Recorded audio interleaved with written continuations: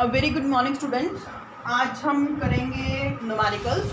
मैंने आपको कल फैराडे फर्स्ट लॉ और फैराडे सेकंड लॉ कराया था, उसमें कुछ उसका मैथमेटिकल एक्सप्रेशन करा था, तो उसमें कुछ फॉर्मूले आए थे। तो जो हम आज न्यूमेरिकल करेंगे उन न्यूमेरिकल्स में ये वाले सारे फॉर्मूले का यूज़ होगा। तो आप एक बार इन फॉर्मूलेस को अपनी नोटबुक में नोट डाउन कर लो और एक बार देख भी लो कि ये कौन से फॉर्मूले हैं बेटा। जो फर्स्ट है वो क्या है कि क्वांटिटी ऑफ अ चार्ज। अगर हमने क्वांटिटी ऑफ चार्ज को निकालना है वो किसके इक्वल होगी, number of electron in a one mole, कि एक मोल में कितने नंबर ऑफ इलेक्ट्रॉन आ रहे हैं रिडक्शन रिएक्शन में, वो किसके इक्वल होगा, उतने ही नंबर ऑफ फैराडे के इक्वल होगा। कैसे, जैसे अगर मैं बात करूं बेटा, देखो इधर 1 मोल ऑफ Al। अब आपको पता है कि Al की अगर हम एल्यूमिनियम है, एल्यूमिनियम की रिडक्शन करते हैं तो एल्यूमिनियम पे 3 पॉजिटिव चार्ज आता है। तो रिडक्शन फॉर्म में क्या है, गेन ऑफ इलेक्ट्रॉन, तो it is change into a Al। तो इसमें अगर हमने 1 मोल ऑफ एल्यूमिनियम में क्वांटिटी ऑफ अ चार्ज निकालना है तो वो किसके इक्वल होगा, क्वांटिटी ऑफ अ चार्ज, कितने इलेक्ट्रॉन के, 3 इलेक्ट्रॉन। 3 इलेक्ट्रॉन मतलब कितना क्वांटिटी ऑफ अ चार्ज आएगा, 3 फैराडे। मीन्स कि 1 mole of aluminium required how much quantity of a charge, it is a 3 Faraday. अब फैराडे की वैल्यू आपको पता है बेटा कितनी होती है, 3 मल्टीप्लाई बाय 96500, इससे मल्टीप्लाई कर देंगे तो जो भी आपका आंसर आएगा वो कॉलम में वो क्या आ जाएगा, quantity of a charge is required. ध्यान से देखना बेटा कि बहुत ही सिंपल है, ये क्वेश्चन में 1 या फिर 2 मार्क्स में आता है। अगर जैसे मैं लेट्स सपोज बात करूं, calculate the quantity of a charge in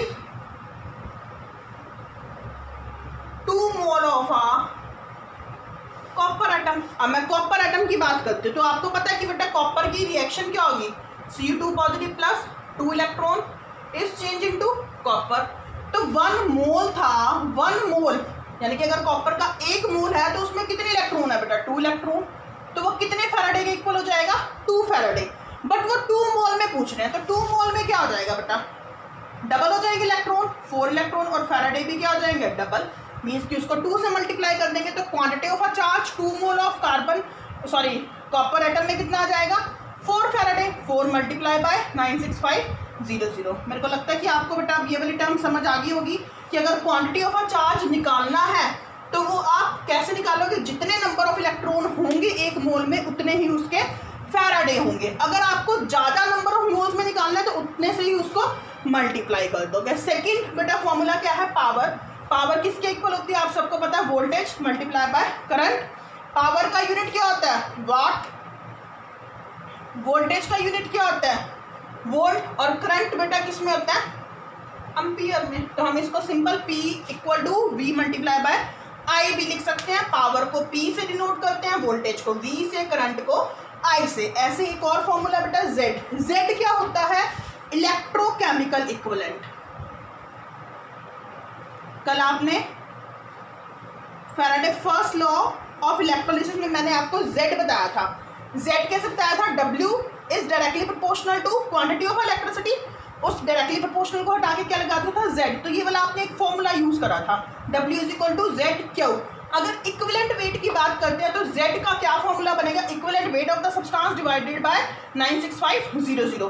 अगर क्वेश्चन में इक्विवेलेंट वेट नहीं गिवन और सिंपल वेट गिवन है तो आप उसको इक्विवेलेंट वेट में कैसे चेंज करोगे बेटा, आपको पता है क्या होता है, मॉलिक्यूलर मास। जैसे मैंने इक्विवेलेंट वेट कैलकुलेट करना है, equivalent weight of a copper calculate करना है, तो आपको पता है कॉपर का मॉलिक्यूलर मास कितना है, 63.5 डिवाइडेड बाय, अगर कॉपर सल्फेट में की बात करते हैं तो कॉपर पे 2 पॉजिटिव चार्ज होता है, डिवाइडेड बाय 2। तो ये क्या आ जाएगा, equivalent weight of a copper. ऐसे अगर आपने जैसे सोडियम का अगर कैलकुलेट करना है तो सोडियम का मॉलिक्यूलर मास कितना होता है, 23। कितना चार्ज होता है सोडियम पे, 1 डिवाइडेड बाय 1। तो हम इक्विवेलेंट वेट कैलकुलेट कर लेंगे। अब ये वाला formula W is equal to Z क्यों, अगर आपने Z निकालना है तो W बाय क्या हो जाएगा, क्यों। अगर इस फॉर्मूले से आपने Z कैलकुलेट करना है तो W बाय क्या हो जाएगा, अगर आपने क्यू कैलकुलेट करना है तो क्या हो जाएगा, W बाय Z। तो एक फॉर्मूले की हेल्प से आप बेटा बहुत सारे फॉर्मूले बना सकते हो।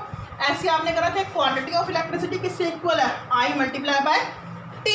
और आप सबने वैल्यू याद रखनी है बेटा, 1 फैराडे इक्वल टू क्या है, 96500 कॉलम। अब इसी के साथ साथ मैं आपको 1-2 न्यूमेरिकल बताऊंगी, उसकी प्रैक्टिस करनी है बेटा आपने। देखो इतना नोट डाउन करो पहले फॉर्मूले।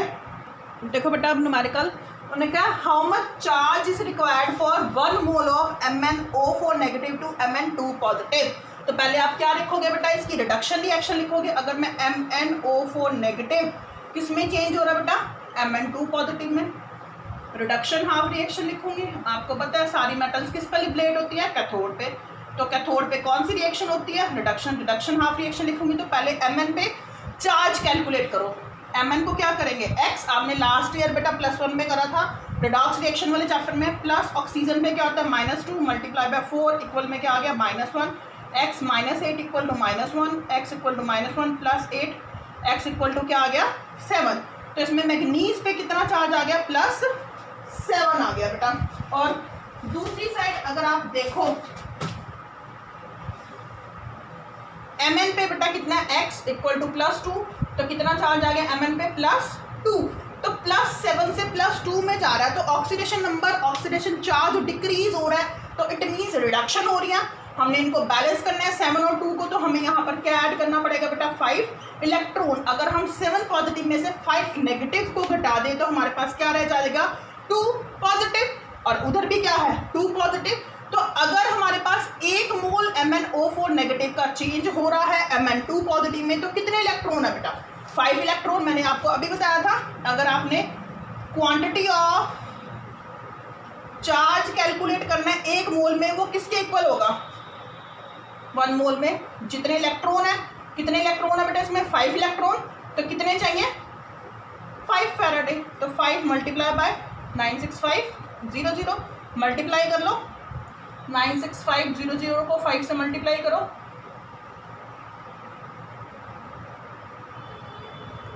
क्या आ जाएगा 482500 कॉलम। ये आपका क्या आ गया बेटा, आंसर आ गया। ठीक है बेटा।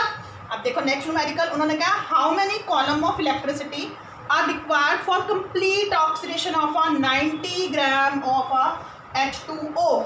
अगर हम पहले H2O की बात करें तो बेटा H2O किस में टूटेगा, H2 प्लस हाफ ऑक्सीजन में। अब हमने इसमें पहले क्या फाइंड आउट करना है, नंबर ऑफ इलेक्ट्रॉन, तभी तो हमें how many coulomb of electricity means charge calculate होगा अगर हमें इलेक्ट्रॉन पता होंगे। तो अब इसकी कैथोड पे बेटा कौन सी रिएक्शन होगी, रिडक्शन। रिडक्शन आपको पता है H की होगी, तो 2 टाइम्स है तो हम इसको लिख सकते हैं 2H पॉजिटिव। तो 2 पॉजिटिव है तो 2 ही इलेक्ट्रॉन, हम सिंपल ऐसे लिखते हैं ना, H positive 1 electron is change into H, but इसमें 2H थे तो 2 टाइम्स 2 ही चार्ज आ जाएगा, it is change into a H2। ऐसी एनोड पे बेटा लिखो, एनोड पे O पे कितना आता है, 2 negative charge, single O half है ना, तो 2 से 2 कट गया तो 1 ऑक्सीजन है। 1 ऑक्सीजन पे आप सबको पता है 2 नेगेटिव चार्ज आता है, तो ये किस में चेंज हो जाएगा, हाफ ऑक्सीजन, ऐसे लिखा जाएगा।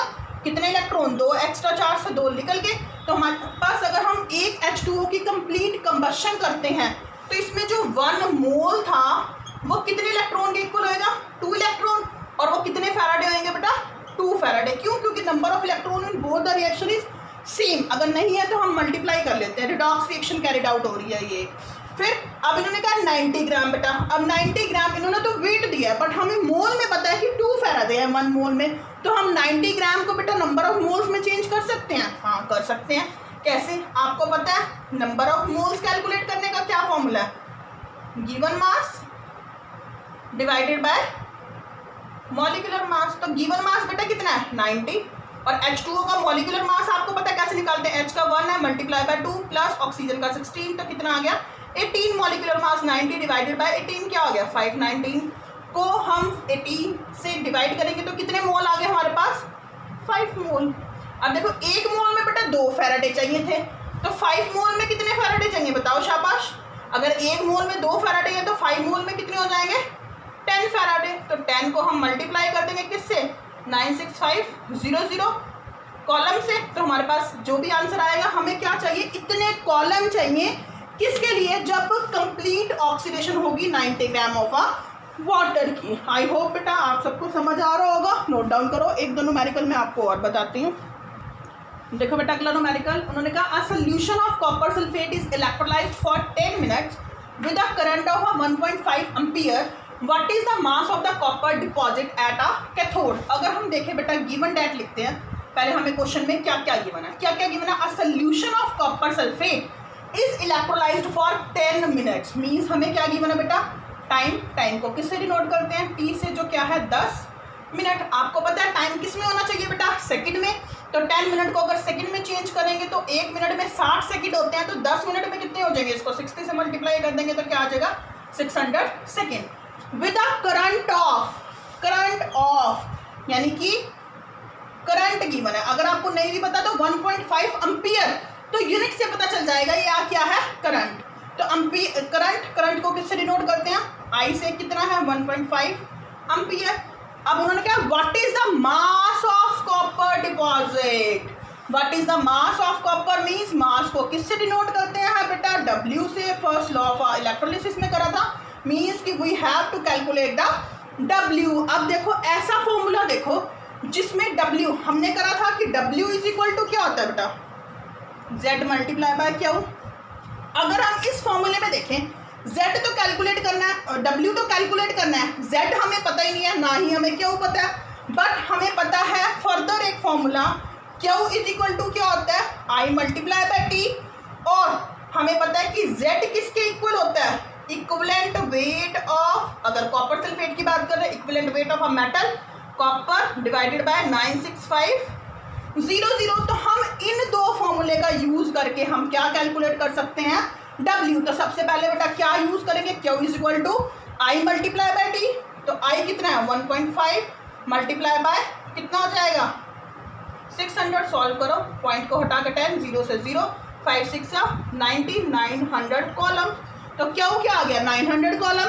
अब Z निकालो बेटा, equivalent weight of a copper. अब कॉपर का आपको मॉलिक्यूलर मास गिवन है क्वेश्चन में, तो इक्विवेलेंट वेट कैसे निकालते हैं कॉपर का, molecular mass divided by total positive valency. Molecular mass of the copper is 63.5, that is given in the question, and copper is carrying how much charge 2, तो divided by 2। तो equivalent weight क्या होगा बेटा copper का, 63.5 divided by 2 multiply by 96500।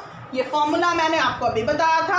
अब आप इन दोनों values को यहाँ पे पुट कर दो, W क्या हो जाएगा, Z की जगह क्या आएगा बेटा 6.3, 63.5, 2 मल्टीप्लाई बाय 96500।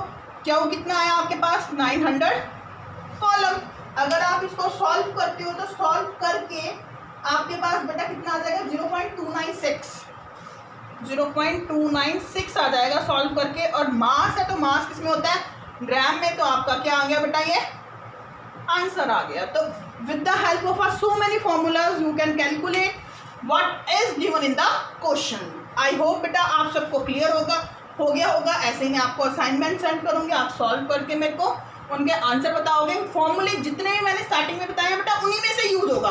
सिर्फ आपने पहले ये देखना कि क्वेश्चन में क्या कह रहे हैं, क्या कैलकुलेट करना और क्या गिवन है, उसकी हेल्प से आप न्यूमेरिकल सॉल्व कर सकते हो। Thank you.